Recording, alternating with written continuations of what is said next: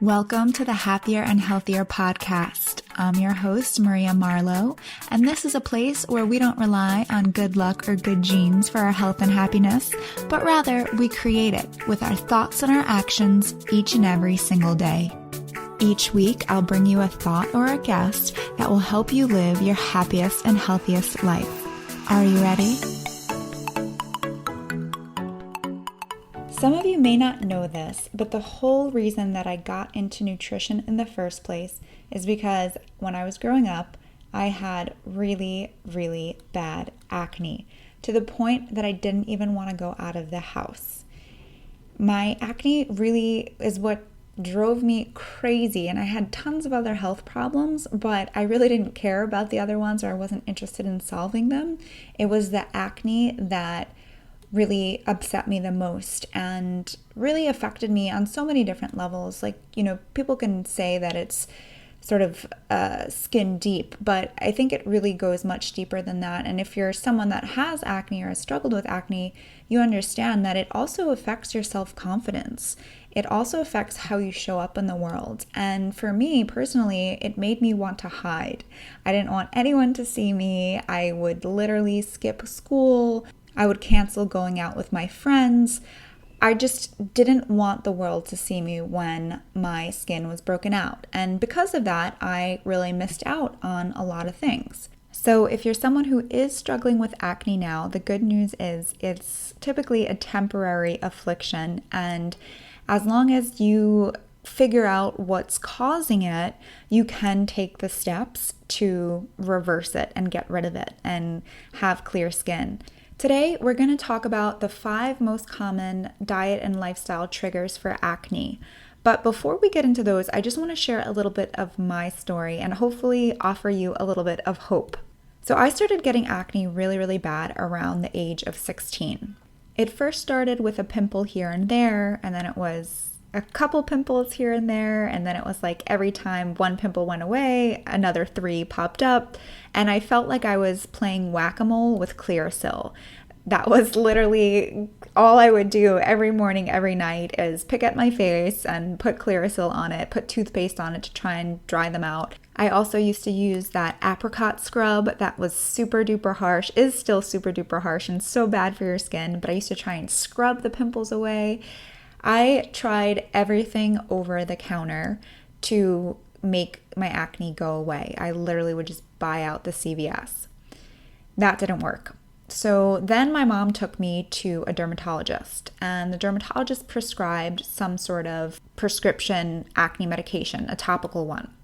Tried that, didn't work. Went to other dermatologists, prescribed me other things. Eventually, one dermatologist prescribed me Accutane, which is a pill, so it's an internal medication that you take. And I filled the prescription, was about to take it, but then I read the side effects. So one of the side effects of this drug was severe depression that could lead to suicide. And now, this was a point in my life where I was literally having nervous breakdowns about my skin. I would not go out of the house. I didn't want anyone to see me. My self-esteem was so low. I would literally skip school. I would cancel dates to go hang out with my friends. I just was miserable over my skin, and I just felt so ugly. I felt so disgusting. I felt deformed actually when I looked in the mirror. Sometimes I didn't even recognize myself because my face was just like so red and swollen and so many bumps, and I couldn't fathom how this happened to me. This Accutane was really my sort of final hope in terms of conventional treatments to try and treat my skin, because I'd literally tried everything at this point. But then I'd read that side effect and I was like, okay, just no way, I'm not doing it. And for a long time, I was just really relegated to the fact that I was cursed with bad luck or bad genes because no one else had an explanation for me at the time. My doctors didn't, the dermatologists didn't, my parents didn't. Some people would say, oh, you're going to grow out of it. Oh, it's just your age. Oh, maybe it's genetic. Meanwhile, my older brother and younger sister, who were both 2 years apart from me, did not have acne. I managed to make it to college with a ton of makeup on. And when I was there, I would always eat lunch in the lunchroom. We would go out and get lunch and then bring it back to the little cafeteria area and sit and eat. And One day I was eating my lunch, which was a slice of pizza and a box of Entenmann's chocolate chip cookies, probably washed down with a soda. And I was eating my lunch and talking to this girl, a friend, and complaining about my skin. And she very casually suggested that my acne may be caused by what I was eating. Now, this was the first time anyone had ever suggested there was a link between acne and diet. My doctors, my dermatologists, no one ever asked me what I was eating or brought up food at all. At first, I was like, okay, well, that's an interesting thought. But then I was also desperate and I was like, okay, well, I'm willing to do anything at this point. So point me in the right direction. And she recommended this book about the connection between diet and acne. So I got the book. I followed everything to a T. I drastically changed my diet. And lo and behold, within a matter of days, I could literally already start to see the difference. And within weeks and months, my skin was finally clearing up. When I realized how relatively simple it was, I couldn't believe that my dermatologist never asked me what I was eating and why they would recommend things like lasers or medications that would literally burn and peel my skin off until it was raw and red. It just seemed like there was such a simple solution in front of us, but nobody was really talking about it. So I just became super fascinated with the research and just started doing more and more research on the connection between diet and acne, and also just diet in general as it relates to other health issues beyond just weight. That's what got me down the nutrition rabbit hole, and I just never stopped. Clearing my acne didn't happen overnight. It did take months for full clearance and to stop really breaking out. But when I did start changing my diet, I would see small changes literally overnight. When I would eat certain foods, my skin would become more red and inflamed, angry, more broken out.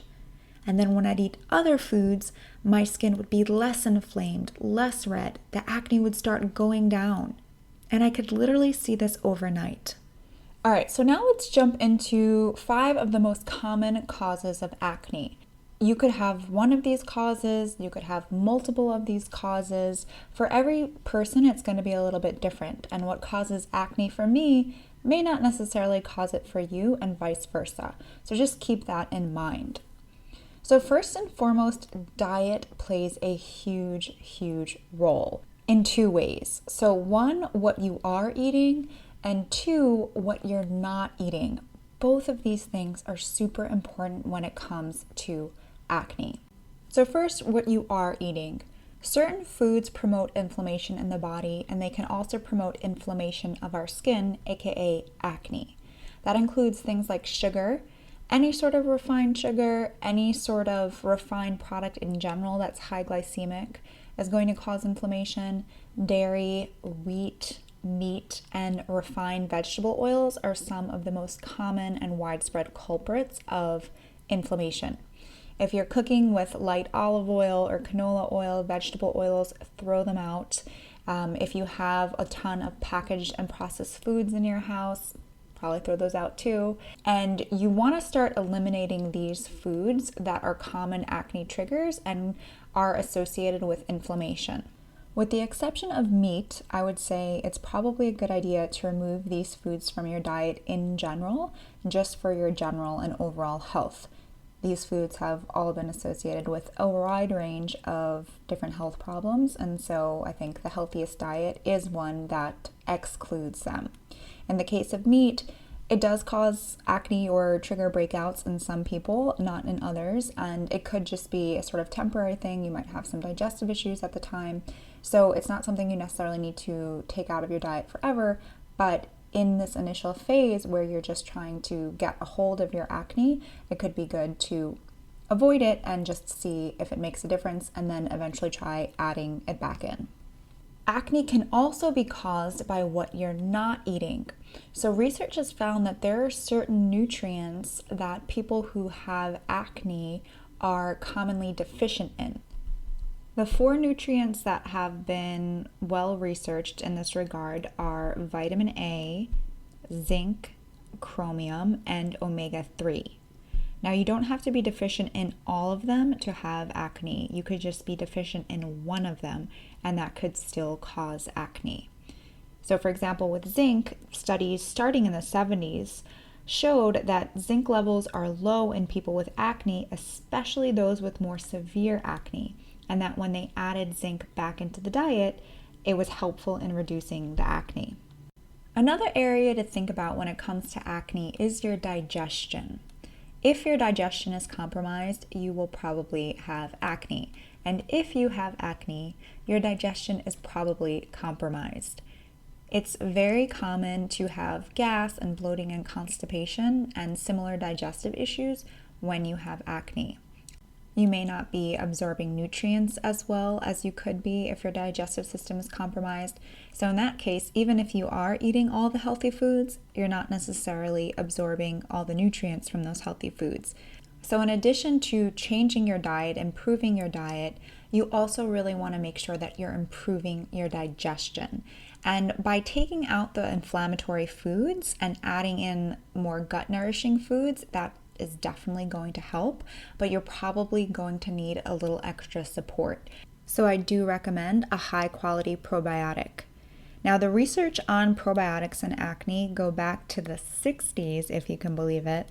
And one of the first studies was published in the Journal of the Medical Society of New Jersey.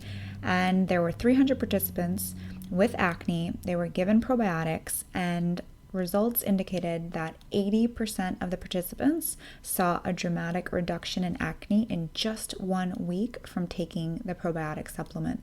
The preferred brand that I always recommend is Hyperbiotics. You may have heard me talk about it before or seen it on my blog because it really is the most effective probiotic I've ever found.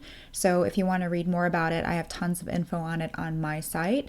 You can just go to mariamarlowe.com/blog and in the search box type in Hyperbiotics. Or you can go to hyperbiotics.com. When you're there, you can use the code HYPERMARIA for 20% off. Another common trigger for acne is hormones.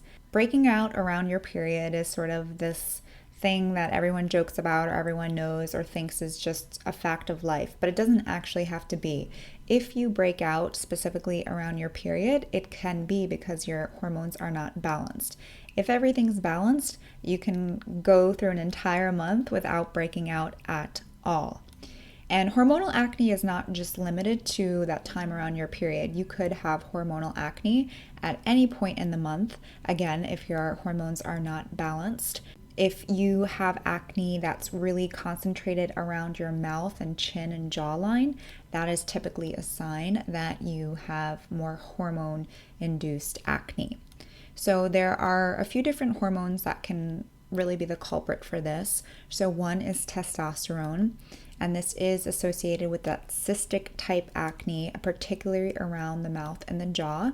And the reason that excess testosterone causes acne is because it enhances the sebum production and it increases the production of skin cells, which then causes acne because it clogs your pores. Interestingly, what we eat can affect and influence our hormones. So for example, if we intake high or excessive levels of animal fats, that can increase our testosterone levels. On the other hand, a fiber-rich diet can decrease the amount of excessive testosterone.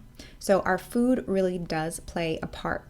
So even, sometimes people will come to me and say, oh, well, I have hormonal acne. Can food really help that? And the answer is yes, it can, because what we consume affects our hormones.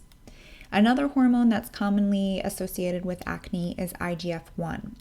And IGF-1 is insulin-like growth factor, and this is a growth hormone that's naturally present in our bodies. However, when the levels become too high, it has been linked to acne, not to mention increased risk of certain cancers, particularly the reproductive type cancers like breast cancer and prostate cancer, as well as colorectal cancer as well. So now, our IGF-1 levels can become elevated when we eat high amounts of red meat, poultry, fish, and dairy, so more animal-based foods. On the other hand, again, when we have a more fiber and antioxidant-rich plant-based diet, that can reduce our IGF-1 levels. So one food in particular that has been found to be really helpful at reducing IGF-1 levels are tomatoes, interestingly enough. So a Harvard study found that they decreased IGF-1 levels by 32% for each incremental serving of cooked tomatoes that were consumed per day. So again, you can see that our diet can influence our hormones, and that's why it is really important to pay attention to what we're eating. A lifestyle factor that can contribute to acne that you probably don't want to hear, but you already know it's the truth, is stress. So if you've ever woken up with a huge red pimple on your nose or somewhere on your face right before a big presentation or event, you have experienced most likely stress acne. And numerous studies have shown that psychological stress can increase oxidative stress, free radical production, and low-grade inflammation. It can also cause acne. So women are more affected by stress than men. If you feel like you have a very stressful lifestyle where you're constantly under a lot of stress, then I wish I could tell you just eat a certain food and you'll be fine. But the truth of the matter is you have to work on actively reducing that stress. Just on a general level, a few lifestyle type things that can help lower your stress are things like making sure you're sleeping enough and making sure that you're exercising on a regular basis. And I know if you have a stressful lifestyle and you're busy all the time, that's the reason that you're stressed. You don't have time to exercise or time to sleep, but you're just exacerbating the problem if you don't make the time for these things. And I promise you, if you do, you're going to feel better. One thing that I'm a huge proponent of as well, in addition to physical stuff, is also the mental stuff. Because sometimes things that stress us out, or actually really all the time, things that stress us out are because we decided that they stress us out. So no event or action in and of itself is stressful. It's our perception of the event that causes us stress, right? So if you think about, two people that have a brand new sports car, there's one person that will literally go berserk if anyone, as much as touches the thing, let alone scratches it, even if it's a teeny tiny little scratch. And then there's another person who could get a huge dent in his car and be like, oh well, it's just a car, right? So the same event can happen, but it can cause different stress levels in different people. So if you are dealing with a lot of stress, one thing that I work on with my clients is always really changing their perspective and mindset on it and seeing if they could look at it a different way and allow that to be one of the ways that they start to reduce their stress, is simply changing their mindset around it. Now, that all being said, mindset is really helpful, lifestyle changes are really helpful, but once again, food can also affect our stress levels. For example, if you have a very stressful life and you drink a few cups of coffee a day, or just eat a lot of caffeine or consume a lot of caffeine from energy drinks or chocolate or other beverages, that's only going to exacerbate the problem. Caffeine stimulates the stress hormones and insulin, which can then increase testosterone and therefore acne. So my recommendation is that if you are a very stressed person and you have a lot of anxiety and jitteriness and maybe you can't sleep, or you're, let's say, breaking out or having other negative side effects from the stress, then you want to eliminate caffeine, the sources of caffeine in your diet, because that is just going to fuel the fire. So if you're currently under a ton of stress and you're drinking coffee and you think that it may be negatively affecting you, I do highly recommend matcha tea as an alternative. Now, matcha does have some caffeine in it, but because it is so antioxidant rich as well, studies show that it doesn't affect your body the same way. It's much gentler on the body and it will give you a more calm and focused energy without the jitteriness and without stressing you out further. Last but not least, number 5 on the list of most common acne triggers is cosmetics. Now, interestingly, a product can say that it's non-comedogenic or non-pore clogging, but that doesn't mean it won't clog your pores. And that's because the test used to determine whether it's comedogenic or not is number one, typically used on animals, and that doesn't always translate one-to-one to human skin. And two, they typically test one ingredient at a time instead of testing the actual entire product altogether. Things always work together synergistically, so maybe these two ingredients on their own, super fine, but when you mix them together, that's when it causes a problem. So if you wear a certain brand of makeup or use a product, moisturizer maybe, and you notice that maybe at the end of the day, you're more broken out than the morning, or you just feel like it's clogging your pores, even if it says it's non-comedogenic, you're probably right. So you're not going crazy. It is possible that that product is clogging your pores, in which case I would stop using it and try to find another product that does work better with your skin. For makeup, I do recommend natural makeup whenever possible, because if you think about it, we are wearing makeup on our skin for usually at least 8 hours a day, if not 12, 14, 15, 16, depending on how long your day is. And so that those products are sitting on our skin for a very, very long time. And definitely, whatever you do, do not sleep in your makeup. Give your skin time to breathe. So not all natural makeup is created equal, and I think natural makeup gets a really bad rap as not being as good. But if you find the right brands, you can wear natural makeup and it will still look good, I promise. So I do have some recommendations for natural makeup that I've tried and that I use and really like, and I will link to that blog post in the show notes for this episode. So if you go to mariamarlowe.com/podcast and you click on this episode, I'll have all the resources that we talked about today with show notes and links to anything that I've mentioned. If you're currently struggling with acne, I promise you, it's not forever. And through proper diet and lifestyle, you can see a huge shift in your skin. The good news is when you change to a healthier diet, you're also going to get other benefits, like you'll probably have more energy, your digestion will be better, you may lose a little bit of weight. So you'll have other benefits to kind of keep you occupied while your skin is still clearing up, but just give it a really good long-term try. If you currently have acne, go check out my Eat Beauty guide at www.mariamarlowe.com/eat-beauty. It is a comprehensive 3-month program and meal plan that will help you clear up your acne naturally and for good.